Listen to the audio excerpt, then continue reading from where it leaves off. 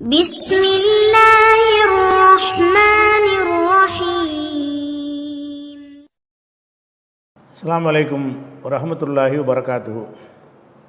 அன்பிற்குரிய சகோதர சகோதரிகளே, நீங்களும் ஆலிம்களாகலாம் என்ற பாடத்தில் புதன் வியாழன் ஆகிய 2 நாட்கள் திருக்குர்ஆன் வசனத்தினுடைய நேரடி தமிழாக்கத்தையும் அதில் உள்ள இலக்கண விதிகளையும் நம்ம பார்த்து வருகிறோம். இதுவரைக்கும் சூரத்துல் பக்கரா என்ற அத்தியாயத்தின் 198 வசனங்களை பார்த்து நம்ம முடிச்சிட்டோம். இன்றைக்கி 199வது வசனத்தை பார்க்க வேண்டும். 198 என்ன பண்ணோம்னு கேட்டால், அந்த அரஃபாவுக்கு போகிற வரைக்கும் வேண்டிய விஷயம் இருக்குல்ல, அது வரைக்கும் பார்த்துட்டோம். 199 பாருங்கள். சும்ம பிறகு அஃபீலு, நீங்கள் எல்லாம் புறப்படுங்கள். அஃபால என்றால் புறப்பட்டான். அதனுடைய அமரு அஃபீலுங்கிறது ஏற்கனவே விளக்கியாச்சு. நகுவில் 102 வசனத்துக்கு முன்னாடி இதே சொல் வந்துச்சு. இது எப்படி வந்துச்சு, எப்படி அமரு இப்படி வரும், இந்த மாதிரி என்ன மாற்றங்களை நடந்திருக்கிறது, இது அஃபால வசனில் இப்படி தான் வரும்ன்றதெல்லாம் உங்களுக்கு முன்னரே விளக்கிட்டதுனால இப்படி 2 நாளைக்கு முன்னாடி விளக்கியிருக்கிறோம். அதனால் இது ரிப்பீட்டாக போயிடும். அதனால் இது ஏவல் வினையில் முன்னிலை ஆண்பால் பன்மை.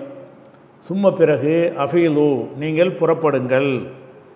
எங்கே புறப்படுங்கன்னா, மின் ஹைசு அஃபாலன் நாசு, மக்கள் புறப்படும் இடத்திலிருந்து நீங்கள் புறப்படுங்கள். மக்கள் புறப்படும் இடத்திலிருந்து நீங்கள் புறப்படுங்கள். ஒஸ்தகஃபிருல்லாஹ், அல்லாஹ்விடத்தில் நீங்கள் பாவ மன்னிப்பு, ஒஸ்தகஃபிருல்லாஹ, அல்லாஹ்விடத்தில் பாவ மன்னிப்பு தேடிக் கொள்ளுங்கள். இன்னல்லாஹ கஃபூருர் ரஹீம், அல்லாஹ் மன்னிக்கிறவன், அன்பு மிக்கவன், இரக்கம் உள்ளவன், கருணை உள்ளவன் அப்படின்ட்டு இந்த வசனம் சொல்லுகிறது. இதனுடைய ஒரு பூரணமான கருத்து இப்போ விளங்காது. அர்த்தத்தை மட்டும் பார்த்தீங்கன்னா விளங்காது. மக்கள் புறப்படும் இடத்திலிருந்து புறப்படுங்கள்னா இது என்ன எல்லாம் சொல்கிறான், அது ஹஜ்ஜில் சொல்கிறான். ஹஜ்ஜில் மக்கள்லாம் புறப்படுற இடத்துலேருந்து நீங்கள்லாம் புறப்படுங்கன்னு சொன்னால், மக்கள் புறப்படுற இடத்துலேருந்து தான் புறப்படுவாங்க. அதில் என்ன ஸ்பெஷல் இருக்கிறது அப்படின்னு உங்களுக்கு சந்தேகங்கள்லாம் வரும்.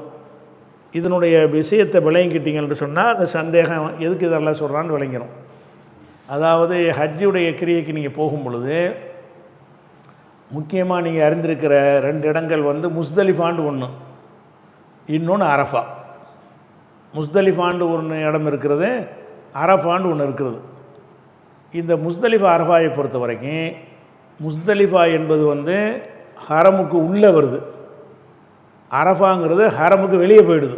இந்த ஹரமுக்குன்னு ஒரு எல்லை வச்சுருப்பாங்கள்ல, அந்த மக்காவுடைய எல்லைக்குள்ளே முஸ்தலிஃபா இதில் வரும்னு கேட்டால் ஹரமுடைய எல்லைக்கு உள்ளக்க வரும். அரஃபாங்கிறது ஹரமுக்கு வெளியே வரும். இதை முதல்ல விளைக்கணும். அரஃபாங்கிறது ஹரமில் வராது, அது ஒதுக்குப்புறமான ஒரு ஏரியான்னு இருந்தது. அதுக்கு எந்த ஒரு மரியாதையும் அந்த மக்கள்கிட்ட இருக்கலை. அவங்க அரபுகள் என்ன செய்வாங்கன்னு கேட்டால், இந்த ஹஜ்ஜுக்கு வந்தவொன்னே எல்லாம் தங்கணும்ல, தங்குவாங்கள்ல, இரவில் தங்குறது. அந்த தங்குறது என்ன செய்வாங்கன்னு கேட்டால் 2ஆக பிரிப்பாங்க. அதாவது உயர் சாதியாக இருக்கிற குறைஷி கோத்திரம் மட்டும் முஸ்தலிஃபாவில் தங்கணும். மற்றபடி ஒடுக்கப்பட்டவன், அடக்கப்பட்டவன், மிதிக்கப்பட்டவன், வெளியூருக்காரன், வந்தான் வரத்தான் எல்லாரும் அரஃபாவுக்கு போய் தங்கிரு. அரஃபாங்கிறது தாழ்த்தப்பட்டவர்கள் ஹஜ்ஜிக்கு வரும்போது அவங்க தான் தாழ்த்தப்பட்டவன்னு வச்சுருந்தாங்கல்ல இஸ்லாத்துக்கு முந்தி. தாழ்த்தப்பட்டவர்கள் ஒதுங்குற இடம் எது? அரஃபா. அவனும் வரலாம், ஹஜ்ஜிக்கு வரலாம். வந்தாலும் அங்கே இரவில் தங்கி சில காரியங்கள் செய்யணும்னு இருக்குல்ல, அந்த தங்குறது எங்கே வச்சுக்கணும்னு கேட்டால், நீங்களும் அரஃபாவுக்கு போயிருங்க. நாங்களெல்லாம் முஸ்தலிஃபாவில் இருப்போம். முஸ்தலிஃபாவில் யார் இருப்பா? ராயல் ஃபேமிலி பூரா இருப்பாங்க. ராயல் ஃபேமிலியாக இருக்கிற ஆளுக்கு மட்டும் என்ன செய்வாங்க, முஸ்தலிஃபாவில் தங்கிக்கிடுவாங்க. அது பார்த்தாலே தெரியும், இவங்க எல்லாம் மேல் ஜாதி ஆளுக்க, இவங்கெல்லாம் இந்த இடத்துல இருப்பாங்க, இவங்கெல்லாம் கீழ் ஜாதி ஆளுக்க. கீழ் ஜாதி ஆளுக்கெல்லாம் தங்குற இடம் இது அரஃபா அப்படின்ட்டு ஏற்பாடு செஞ்சு வச்சுருந்தாங்க. அப்போ அல்லாஹ் என்ன செய்கிறான்னு கேட்டால், இதை உடைக்கிறான். எப்படி உடைக்கிறான்? அதாவது அவன் செய்கிற முஸ்தலிஃபா இருக்குல்ல, அங்கே போய் எல்லாரையும் போய் தங்க சொல்வதன் மூலமாக உடைக்காமல் அல்லாஹ் முஸ்லீம்களுக்கு கட்டளையிடுறான், எல்லாம் இங்கே வா, எல்லா மக்களும் எங்கே தங்குறானோ அங்கே தங்கு, அங்கேருந்து புறப்படு, நீ முஸ்தலிஃபாவுக்கு போக வேணாம். அரஃபா அவனுக்கு தங்குமிடமாக இல்லைன்னு ஒதுக்கி வச்சுருந்தான். ஒடுக்கப்பட்டவர்களின் தங்குமிடம் என்று ஒதுக்கி வச்சுருந்தான். அந்த இடத்துல எல்லா முஸ்லீம்களையும் நீங்கள்லாம் இங்கே வந்துருங்கன்னு நல்லா சொல்லிவிட்டான். அப்படி வரும்போது என்ன ஆகுதுன்னு கேட்டால், அரஃபாங்கிறது பிரதானமானதை மாறிக்கிறது. எந்தளவுக்கு ஆகிடுச்சுன்னா, அல் ஹஜ் அரஃபா, அரஃபாண்டால ஹஜ்ஜின்றால் அரஃபா தான். அரஃபாவில் தங்கினால்தான் ஹஜ்ஜே செல்லும். 9ஆம் நாள் அரஃபாவில் தங்கிறது மிக மிக அவசியம்னு ஆக்கிட்டாங்க ரசூல்லா. அப்போ ரசூல்லா காலத்துக்கு முன்னாடி என்ன இருக்குன்னு கேட்டால் அரஃபா வந்து முக்கியமானது தான் இருந்துச்சு. அது யார் தங்குற இடம்னு கேட்டால் நசுக்கப்பட்ட ஒடுக்கப்பட்டவன் தங்குற இடமாக இருந்தது. முஸ்தலிஃபாவில் தான் உயர் ஜாதியெல்லாம் தங்குவாங்க. இப்போ வந்து ரசூல் ஸல்லல்லாஹு அலைஹி வஸல்லம் வந்து எந்த ஜாதியில் உள்ளவங்க, இஸ்லாத்தில் கிடையாது அவங்க கருத்துப்படி, எந்த ஜாதியில் உள்ளவங்க, உயர் ஜாதியில் உள்ளவங்க, அவங்க குறைஷிலே நல்ல ரொம்ப முக்கியத்துவம் வாய்ந்த ஒரு தலைமைத்துவத்தில் இருந்த ஒரு குறைஷி. அவங்க முதல் தரத்தில் அமைந்த குறைஷி கூட்டத்தாரில் இருக்கிறாங்க ரசூலுல்லாஹ்லாம். அந்த குறைஷி அவங்க இருந்தும் கூட சரி நம்மளும் குறைஷி தானே, நம்ம கூட இருக்கிற அபூபக்கரும் குறைஷி தானே, உமர் கூட ஒரு ஒரு தூரத்தில் குறைஷியாக தானே வர்றாரு, அப்போ உஸ்மான் கூட குறைஷி தானே, அலி கூட குறைஷி தானே அப்படின்னு சொல்லி எல்லோரும் வாங்கன்னு சொல்லி நம்மளுக்கெல்லாம் அந்தஸ்து இருக்குது, நமக்கு பஞ்சாயத்து இல்லை, நம்ம போய் அவங்களோட கௌரவமாக தங்கிக்கிடுவோம் அப்படின்னு தானே எல்லோரும் நினைக்குவாங்க. நமக்கு பஞ்சாயத்து இல்லை, இந்த ஒடுக்கப்பட்ட ஆட்களுக்கு தானே சொல்கிறாங்க, நமக்கு போய் நம்ம இணைஞ்சிருவோம், அந்த முஸ்தலிஃபாவில் நம்மளும் தங்கிடுவோம். ஏன்னு கேட்டால் என்னையை தடுக்க மாட்டாங்கல்ல, அல்லாஹ்வுடைய ரசூலுங்கிறதுக்கு தடுத்தாலும் நானும் ஒரு உயர் ஜாதிங்கிறதுனால என்னையை தடுக்க மாட்டாங்க, உமரை தடுக்க மாட்டாங்க, அபூபக்கரை தடுக்க மாட்டாங்க, அலியை தடுக்க மாட்டாங்க. யார் தடுப்பாங்க? பிலால், சுமையா, யாசிரு இந்த மாதிரி உள்ள ஆட்களை தான் தடுப்பாங்க. அப்போ வந்து மதீனாவிலிருந்து வரக்கூடிய அன்சாரிகள், இந்த குறைஷி கோத்திரத்தில் இல்லாத மக்களை எல்லாம் என்ன செய்வாங்க, இங்கே வரக்கூடாதுன்னு தடுப்பாங்க.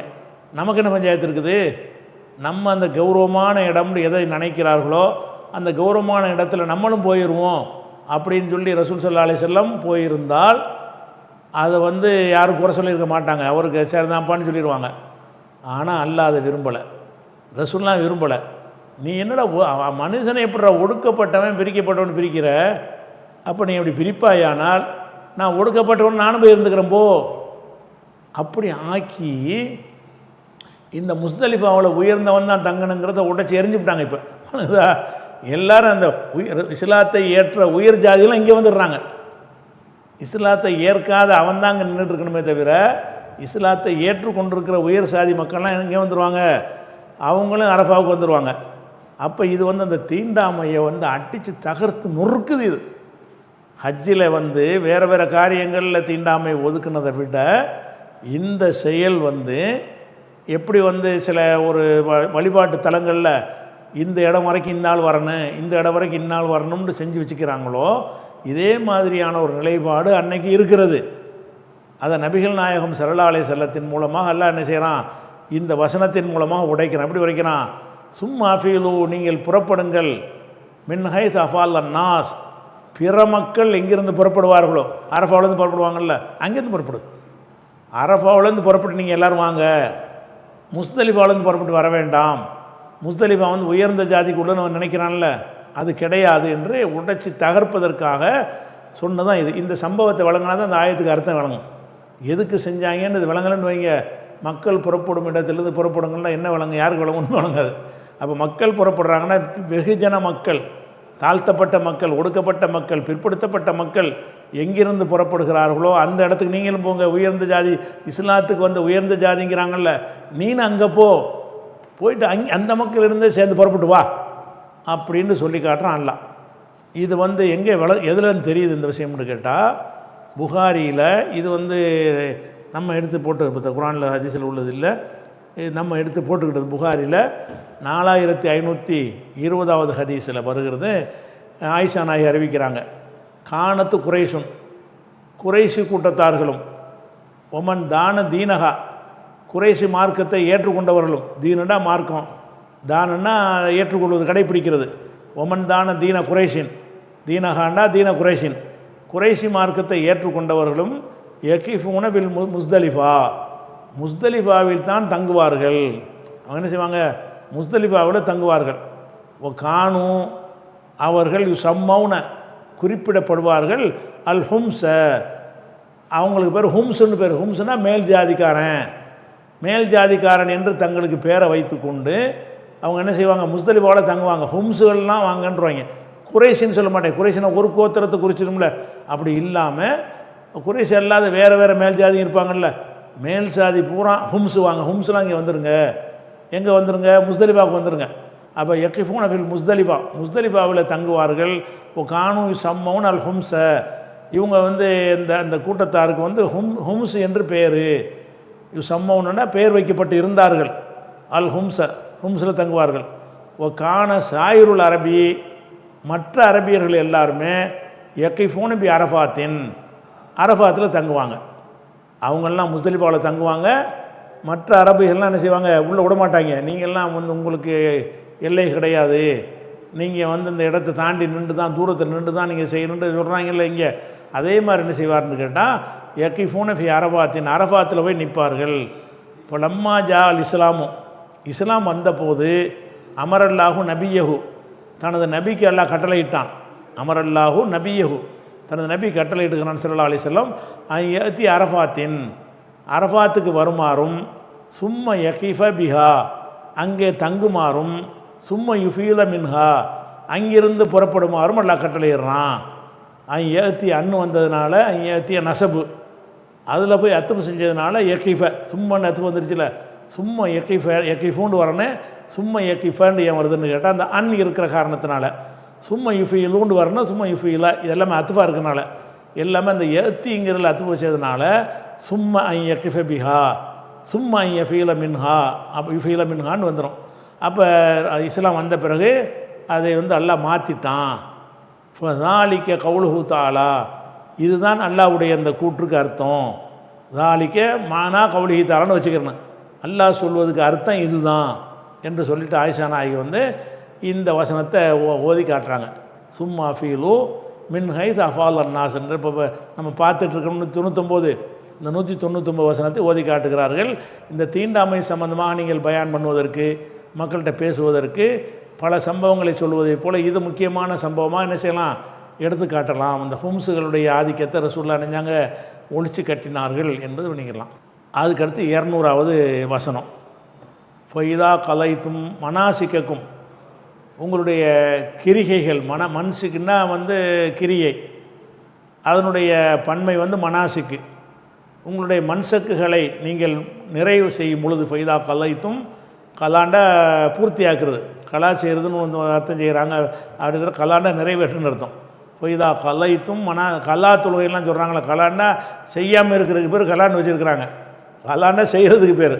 ஃபைதா கலைத்தும், நீங்கள் செய்து முடிக்கும் பொழுது, மனாசிக்கக்கும், உங்களுடைய கிரியைகளை, ஹஜ்ஜுடைய கிரியைகளை வந்து நீங்கள் செய்து முடித்த உடனே ஃபதுக்குருல்லாஹ, அல்லாஹுவை நினைவு கூறுங்கள். எப்படி நினைவு கூறுங்கள்? திக்ரிக்கும் ஆபாக்கும், உங்களுடைய முன்னோர்களை நீங்கள் நினைவு கூறுவது போல நினைவு கூறுங்கள். அவ் அஷத்த திக்ரா, அல்ல அதைவிட கடுமையான நினைவு கூறுதலாக நினைவு கூறுங்கள். அவங்க என்ன செய்வாங்கன்னு கேட்டால், அவங்க அப்பம் பாட்டெல்லாம் பாராட்டுவாங்க. வந்துட்டு ஹஜ்ஜி முடிஞ்சவொன்னு என்ன செய்கிறது, அவங்க ஜாதி இருக்கும்ல, அவர் வாழ்க இவர் வாழ்க ஆகா ஓண்டு அவங்களுக்கு அவங்களுடைய தலைவர்களை புகழ்ந்து என்ன செய்வாங்க, போற்றுவார்கள். இந்த காலத்தில் செய்கிறாங்க இல்லையா, பெரியார் வாழ்க, அம்பேத்கர் வாழ்கன்னு அவங்க எதை கொண்டாடுகிறார்களோ அந்த தலைவர்கள் என்ன செய்வாங்கன்னா, சில இடங்களில் வந்து கோஷம் போட்டு புகழ்ந்து பாராட்டுவார்கள். இது மாதிரி அவங்களும் செஞ்சிகிட்டு இருந்துருக்காங்க. செஞ்சிகிட்டு இருக்கிறதுக்கு ஆதாரம் தெரியாது. இதில் இதே நமக்கு இது ஆதாரம் தான். அப்படி செஞ்சாங்க. எங்களுக்கு ஆதாரம் எது? இந்த வசனத்தில் இருக்குது. ஃபதுக்குருல்லாஹ, அல்லாவை நீங்கள் நினைவு கூறுங்கள். திக்ரிக்கும் ஆபாக்கும், உங்களுடைய முன்னோர்களை நினைவு கூறுவீர்கள். அந்த மாதிரி அப்போ ஹஜ்ஜை முடிச்சுட்டு என்ன செய்வாங்கன்னா, அப்பம்பாட்ட பெருமை பேச ஆரம்பிச்சிடுவாங்க. ஹஜ்ஜி முடிஞ்ச உடனே அல்லாவை பெருமைப்படுத்துறதுக்கு பதிலாக ஹஜ்ஜி செஞ்சு முடித்தோமா ஆஹான்னு சொல்லிட்டு அவங்களுடைய பெருமை, நாங்கள் எப்படிப்பட்ட கோத்திரம் தெரியுமா, எங்கள் தாத்தா என்ன செஞ்சார் தெரியுமா, கொண்டு தாத்தா என்ன செஞ்சார் தெரியுமான்னு சொல்லி அவங்களுடைய அந்த பெருமைகளை பாராட்டுற வழக்கம் அவங்கள்ட்ட இருந்திருக்குது. இருந்ததுக்கு ஆதாரமாக தான் இதை வந்து சொல்லப்படுது. ஃபதுக்குருல்லாஹ, நீங்கள் அல்லாவை நினைவு கூறுங்கள். திக்ரிக்கும் ஆபாக்கும், உங்களுடைய ஆபாக்களை, முன்னோர்களை நீங்கள். ஆபான்னா, ஆபாங்கிற வார்த்தை வந்து அபு என்பதற்கு ஜம். அபுன்னா வாப்பான்னு அர்த்தம், தந்தை. ஒருத்தனுக்கு நிறைய தந்தை இருக்க மாட்டாங்கல்ல, அதனால் ஆபான்னா முன்னோர்கள் அர்த்தம். நிறைய பன்மையாக சொன்னால் என்ன அர்த்தமாயிரும், முன்னோர்கள் அர்த்தம். உங்களுடைய முன்னோர்களை நீங்கள் நினைவு கூறுவது போலவோ, அவு அல்லது அஷத்த திக்ரன், அதை அஷத்த திக்ரன் மின்ஹு, அதை விடன்னு வச்சுக்கணும். அஷத் இஸ்மு தமிழில் வந்தால் அதுக்கு பின்னாடி ஒரு மின் போட்டுக்கிறணும். அஷத திக்ர மின்ஹு, அதை விட கடுமையாக நினைவு கூறுவதில் நீங்கள் அல்லாவே நினைவு கூறுங்கள் அப்படின்னு சொல்லிட்டு ஹஜ்ஜு முடித்தவொன்னே செய்கிற. ஹஜ்ஜு முடிச்சு என்ன செய்யணும், ஒரே அல்லாவை போற்றுவது லப்பைக்கு அல்லாஹும் லப்பைக்குலாம் சொல்கிறாங்கல்ல, ஒரே புகழும் பாராட்டுமாக தான் போய்கிட்டே இருக்கணும் அல்லாவை. ஃபமினன்னாசி மனிதர்களில் உள்ளனர், மையக்கூழு சொல்பவர்கள், மனிதர்களில் உள்ளனர், மையக்கூழு சொல்பவர்கள் உள்ளனர். என்ன சொல்பவர்கள் என்று கேட்டால், ரப்பனா ஆத்தினா ஃபித்துன்யா என்று சொல்பவர்கள் உள்ளனர். ரப்பனா எங்கள் இறைவா, ஆத்தினா எங்களுக்கு தருவாயாக, ஃபித்துன்யா துன்யாவிலே தருவாயாக என்று சொல்பவர்கள் இருக்கிறாங்க. வந்தாங்க என்று சொன்னால் உலகத்து தான் கேட்பாங்க. எல்லா மத வழிபாட்டு தலங்களும் இதைத்தான் அடிப்படையாக கொண்டிருக்குங்க. எல்லாமே எதுக்கு கோயிலுக்கு போகிறான்னு சொன்னால், நீங்கள் முஸ்லீம்கிட்ட கேளுங்க எதுக்குடா பள்ளியாசலுக்கு போகிறேன்னா சொர்க்கத்துக்கு போகிறதுன்னு சொல்லிடுவான்.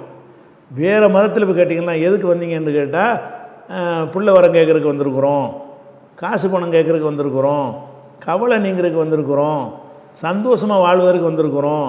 அப்போ இந்த உலகத்தில் கடவுள் வழிபாடு எல்லாருமே அந்த மக்கத்து முஷ்ரிக் வரைக்கும் எப்படி இருந்தார்கள்னு கேட்டால், இந்த உலகத்தில் வாழ்க்கைக்கு பிறகு இன்னொரு வாழ்க்கை இருக்கிறது, அங்கே எல்லாம் கேள்வி கேட்பான், அங்கே மாட்டிக்கிறக்கூடாது, அதுக்கு தகுந்த மாதிரி நம்ம வாழ்க்கை அமைச்சிக்கிறேன்னு, அதை பெறுவதாக இருந்தால் அல்லாஹ் வணங்கணும் அப்படின்னு சொல்வது தான் இஸ்லாம். இஸ்லாம் வந்து எல்லா மதங்கள்லேயும் பெருசாக வேறுபடும். இந்த விஷயத்தெல்லாம் எல்லா மதங்களுடைய கடவுள் நம்பிக்கையிலும் இஸ்லாம் எங்கே வேறுபடுதுன்னு கேட்டால், எல்லாருடைய கடவுள் நம்பிக்கையும் இந்த துன்யாவில் சிறப்பாக இருப்பது குறித்து தான் கடவுள்கிட்ட கேட்பார்கள்.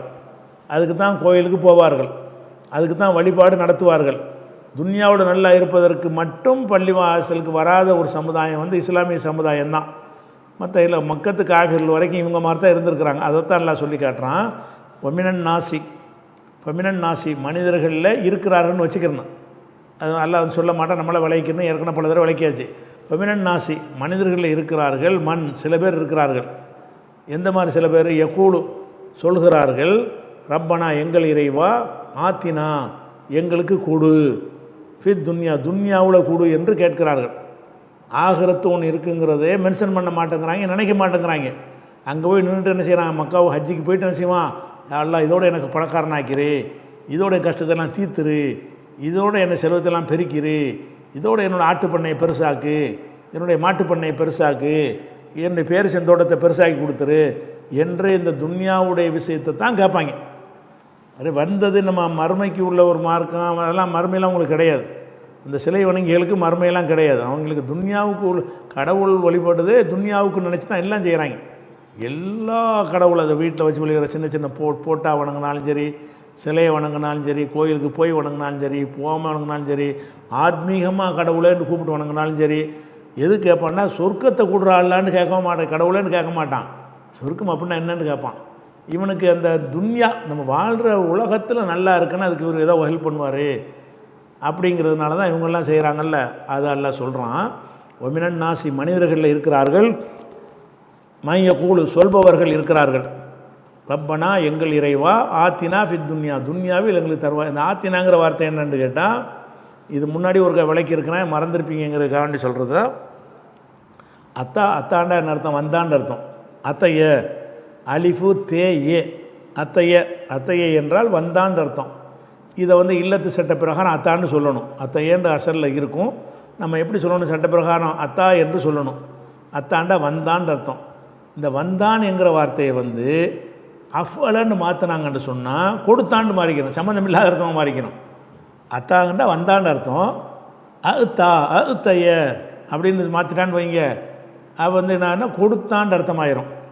அப்போ அத்தாங்கிற ஒரு ஐன்னு போட்டு இன்னொரு அழுத்தா இருக்குது, அலிஃபு ஐன்னு போட்டு ஒரு அழுத்தாண்டு, அதுவும் கொடுத்தாண்டு அர்த்தம். இது வந்து அலிஃபு தேயிலேயே வரும். அலிஃபு தேயை போட்டதில் என்ன செய்யும்? அழுத்தாங்கிறது ஆத்தான்னு சொல்லுவாங்க. அத்தா என்பதை வந்து அஃபலன்னு மாற்றினாங்கன்னு சொன்னால் அழுத்தாண்டு வரணும்ல. ஒரு அலிஃபு ரெண்டாவது அலிஃபுக்கு சுக்குன்னு வச்சா அழுத்தாண்டு வரணும். அது மஹமூஸ் ஹம்சாவுடைய எழுத்துக்களுடைய சட்டத்தின் பிரகாரம் அத்தா என்று சொல்லாமல் ஆத்தா என்று சொல்வார்கள். ஆத்தாண்டா கொடுத்தான், அத்தாண்டா வந்தான், ஆத்தாண்டா கொடுத்தான். ஆனால் ஒரு சொல்லில் இருந்தால் இதை மாத்திரம் சம்மந்தமில்லாத அர்த்தமாக மாறுது. அத்தாண்டா அதனுடைய அர்த்தம் தானே அதில் அதை தொக்கி நிற்கணும். அப்படி இல்லாமல் இந்த அத்தாவுக்கு மட்டும் என்ன செய்கிறாங்கன்னு கேட்டால், அத்தாண்டா வந்தான், ஆத்தாண்டா கொடுத்தான், ரெண்டும் ஒரு வேறு சொல்லு தான். அந்த வேறு சொல்லுடைய அஃபால வசன் தான் இது. அத்தா என்பது ஃபாலங்கிற வசனு, ஆத்தா என்பது அஃபாலங்கிற வசன். அர்த்தம் என்னமாயிடுது? அத்தாண்டா வந்தான், ஆத்தாண்டா கொடுத்தாண்டா ஆயிடுது. இது தகவலுக்காக தெரிஞ்சு வச்சுக்கிறேன். அப்போ அத்தா என்றால் வந்தான், ஆத்தா அத்தாண்டு வந்து ஆத்தாண்டு மாறும். அத்தா என்றால் கொடுத்தான். அதுத்தாண்டு 2 ஹம்சா வர்றது கஷ்டமாக இருக்கிறதுனால ஆத்தா கொடுத்தாண்டு வந்துடும். அதுத்தாண்டு அஃபால வச்சா. அப்புறம் யு ஆத்தி, ஆத்தா யு ஆத்தி. யு ஆத்தின்னா என்னது? கொடுப்பான். அந்த ஏயை எடுத்துட்டு ஆத்தி அம்ரு, ஆத்தி நான் எங்களுக்கு கொடுப்பாயாகன்னு வருது. இப்போ ஆத்தி என்பது அத்தா என்பதனுடைய அஃபால வசனாக மாற்றி அதிலிருந்து உள்ளக்கூடிய அம்ரு ஹாலிரில் ஒருமை, ஆண்பால் ஒருமை. ஆத்தி நான் எங்களுக்கு வழங்குவாயாக துன்யா, இந்த உலகத்தில் வழங்குவாயாகன்னு கேட்குறாங்க. அதாவது தர வேண்டியதெல்லாம் உலகத்தை தந்துருவாயாங்கிறான். வேற ஒன்று துன்யாவில் வழங்குவாயன்னு அர்த்தம். நீ தர வேண்டிய எல்லாத்தையும் துன்யாவில் தந்து முடிச்சிரு என்று சொல்வார்கள். ஒமாலஹு அவனுக்கு கிடையாது, மாங்கிற எதிர்மறை. ஒமாலஹு அவனுக்கு கிடையாது, ஃபில் ஆகிரத்தி மறுமையில், மின் ஹலாக்கின் எந்த ஒரு நசீபும் கிடையாது, எந்த ஒரு நசீபும் அவனுக்கு கிடையாது. இந்த மாண்டா இல்லைன்ற அர்த்தம். அந்த மின் ஹலாக், இந்த மின்னு வந்துருச்சுன்னு சொன்னால் எந்த ஒரு நசீபுன்னு வந்துடும். மாலஹுபில் ஆகிறது ஹலாக்குன் என்றால் அவனுக்கு நசீபு கிடையாதுன்னு வருது. இந்த மின்னு வந்து தக்களில், அதாவது குறைத்து காட்டுகிற மின் என்று சொல்வார்கள். குறைச்சினது எந்த ஒரு சின்ன ஒரு பாக்கியம் கூட கிடையாது அப்படிங்கிறதுக்கு, சின்னது கூட இல்லைங்கிறதுக்கு என்ன செய்வாங்கன்னா மின் என்று சேர்த்துவார். மின் ரிசுக்கின், அவனுக்கு எந்த ரிசுக்கும் இல்லை என்று சொன்னால் 10 காசு கூட இல்லைன்ற அர்த்தம். லைசலஹு ரிசுக்குன்னா அவனுக்கு ரிசுக்கு இல்லைன்னா கொஞ்சம் பெரிய அளவில் இல்லைன்ற அர்த்தமாகும். லைசலஹு மின் ரிசுக்குன்னா எந்த ரிசுக்கும் இல்லை. லைசலஹு இல்முன், அவனுக்கு இல்மு இல்லைன்னா சும்மா அறிவு இல்லைன்னு சாதாரண அர்த்தமாயிரும். லைசலஹு மின் இல்மின், ஒரு இல்மும் கிடையாது, கூட்டல் கழித்து கூட தெரியாதுன்னு அர்த்தமாயிரும். அந்த மின் போட்டிங்கன்னா கம்மி பண்ணுறது, கம்மி பண்ணிக்க தக்லீலுக்காக சொல்லுவாங்க.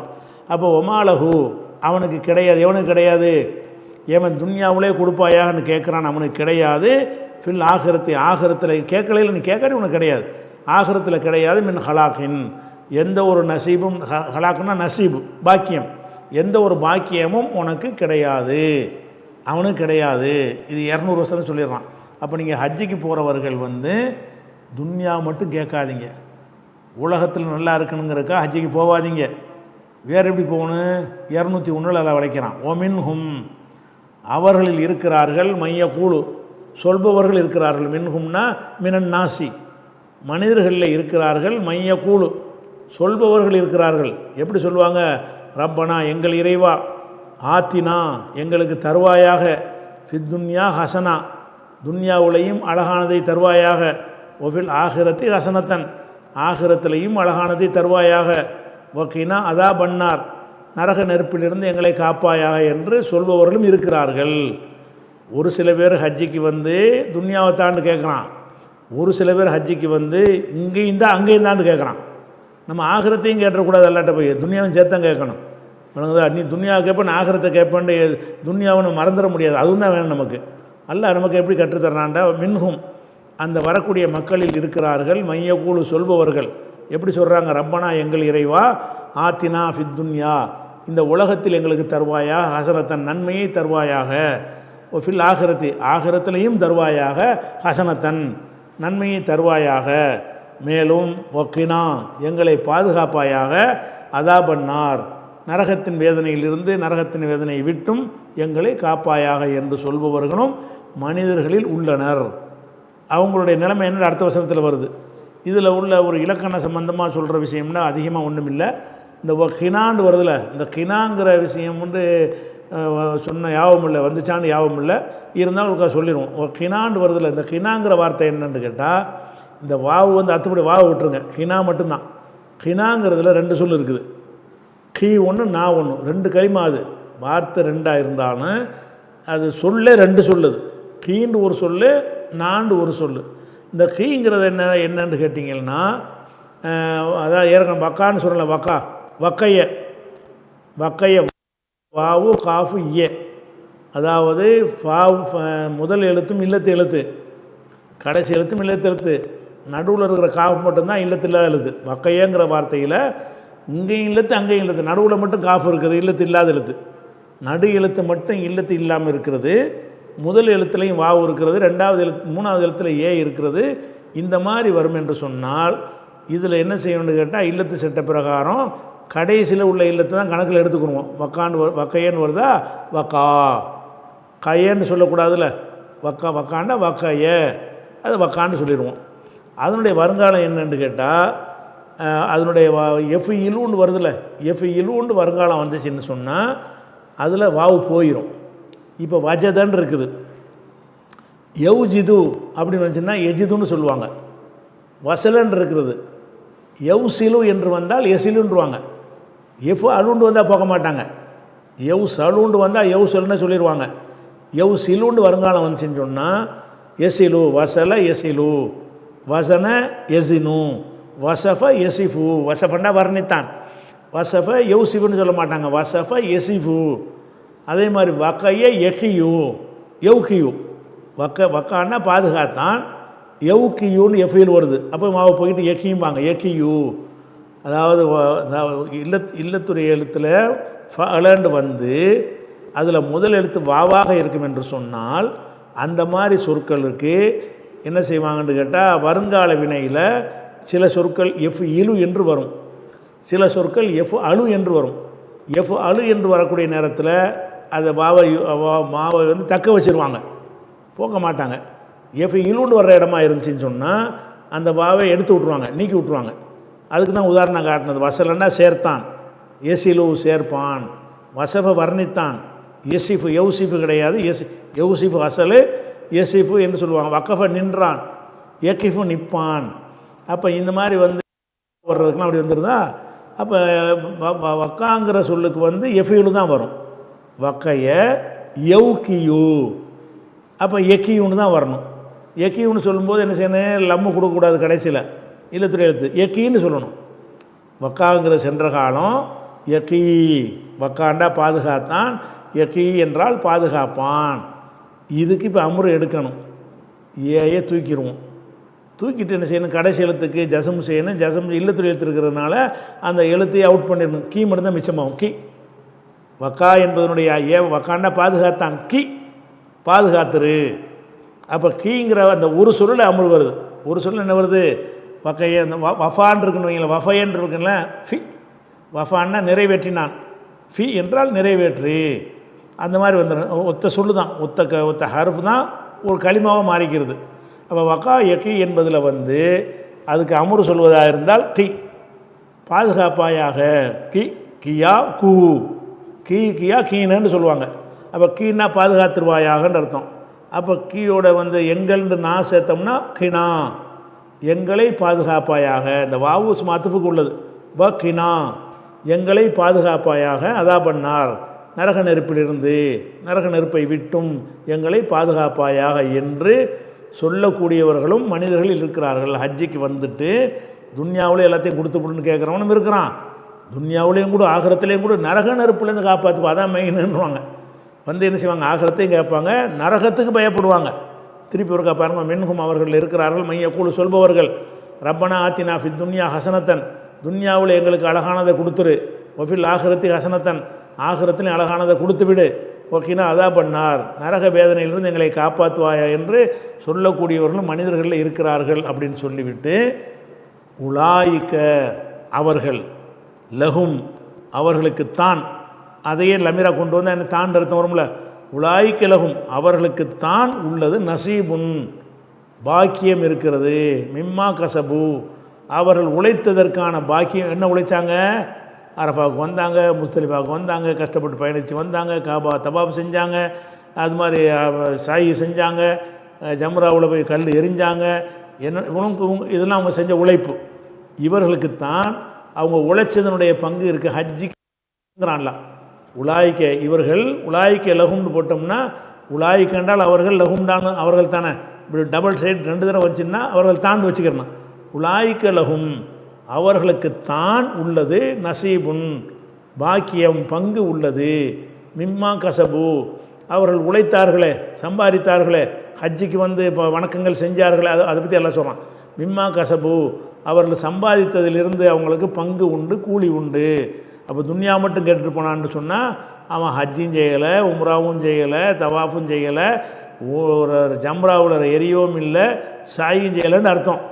இதெல்லாம் வந்துட்டு துன்யாவையும் ஆகரத்தையும் சேர்த்து ஒருத்தன் கேட்டு நரகத்திலேருந்து பாதுகாப்பு தேடினால் மட்டும்தான் அவனுக்கு நசீபு, அவனுக்கு தான் இருக்குங்கிறான், வேற எவனுக்கு இல்லைங்கிறான். உலாய்க்கிலகும் நசீபுன் மிம்மா கசபு, அவர்கள் சம்பாதித்ததற்கான நசீபு அவர்களுக்கு தான் உண்டு.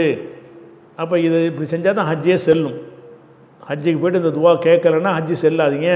இது ரெண்டையும் செஞ்சால் தான் அவருக்கு நசீபு இருக்குன்ற அல்லாஹ் சொல்லிவிட்டான். சொல்லிட்டு ஒல்லாஹு சரிவுல் ஹிசாப், அல்லாஹ் வந்து விரைந்து கணக்கெடுப்போம். இதுக்கு இது சொல்கிறான்னு கேட்டால், பொதுவாக அன்றையிலேருந்து இன்றைக்கு வரைக்கும் எடுத்துக்கிட்டாலும் சரி, வழிபாட்டுக்காக உலக மக்கள் அதிகமாக திரளக்கூடிய இடம் வந்து ஹஜ்ஜு தான். இப்ராஹிம் நபி காலத்துலேருந்து எடுத்துக்கொண்டாலும் சரி தான், அந்த காலத்து ஜனத்தொகைப்படி அது அதிகம்தான் அது. அப்போ எந்த ஒரு வழிபாட்டு தலத்துக்கும் போவதை விட மிக அதிகமானவர்கள், அதிகமான நாட்கள், அதிகமான நபர்களும் அதிகமான நாட்கள் 2.25 மாதத்துக்கு வந்து என்ன செய்வாங்க, அங்கே தங்கி இருந்து செய்கிறாங்கங்கும்போது, அப்போ வந்து 50 பேர் கணக்கு எடுக்கணுமே, ஒரு கஷ்டமாக இருக்கும்னு நினைப்பீங்கல்ல. இவ்வளோ ஒரு 30 லட்சம் பேரா, 30 லட்சம் பேருக்கு எப்படி கணக்கு பார்த்து ஒருத்தருக்கான்ல கூலியை கொடுப்பான், நசீவை கொடுப்பான்னு ஒரு டவுட் வரும்ல. அதுக்காக வேண்டிய எல்லாம் சேர்த்துக்கிறான். எப்படின்னு அல்லாடா, அல்லாவுக்கு என்ன பிரச்சனை, அவன் விரைந்து செகண்டில் கணக்கு எடுத்துருவான். நீனே இப்போ கம்ப்யூட்டரில் போட்டு கணக்கு எடுக்கிற, அல்லாஹ் எடுக்க முடியாதா? ஒல்லாஹு சரிவுல் ஹிசாப், ஹிசாப்னா கணக்கு, சரிவுன்னா ஃபாஸ்ட், சரின்னா என்னது, ஃபாஸ்ட்டாக செய்கிறவன் அவன். ஒல்லாஹு சரிவுல் ஹிசாப், அல்லாஹ் வந்து ஃபாஸ்ட்டாக விரைந்து கணக்கெடுப்பவன்.